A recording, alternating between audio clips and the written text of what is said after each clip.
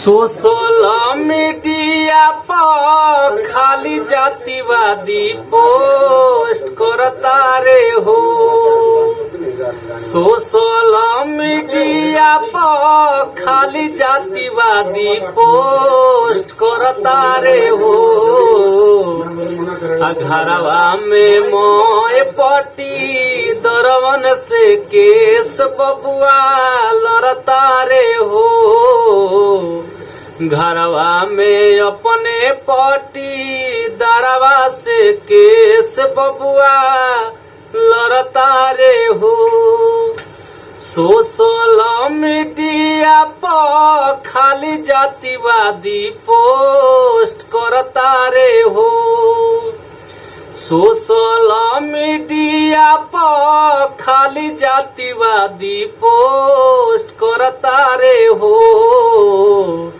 घरवा में अपने पटी दरवा से केस बबुआ लड़ता रे हो।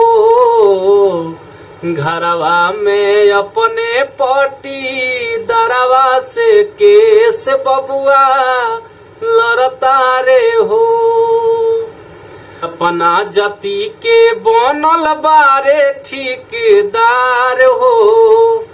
लोग के लड़ा के अपने हो जाले फिलार हो। अपना जाति के बनता रे ठेकेदार हो। लोग के लड़ा के अपने हो जाले फिलार हो।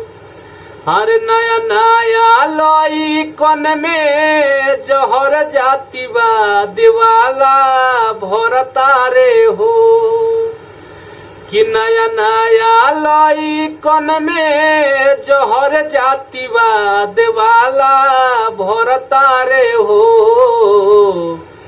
घरवा में अपने पटी दरवा से केस बबुआ लड़ता रे हो।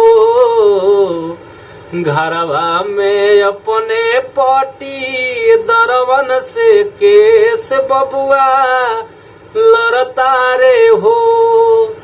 कि सोशल मीडिया पर खाली जातिवादी पोस्ट करता रे हो। सोशल मीडिया पर खाली जातिवादी पोस्ट करता रे हो। घरवा में अपने पटी दरवा से केस बबुआ लड़ता रे हो। घरवा में अपने पटी दरवा से केस बबुआ लड़ता रे हो।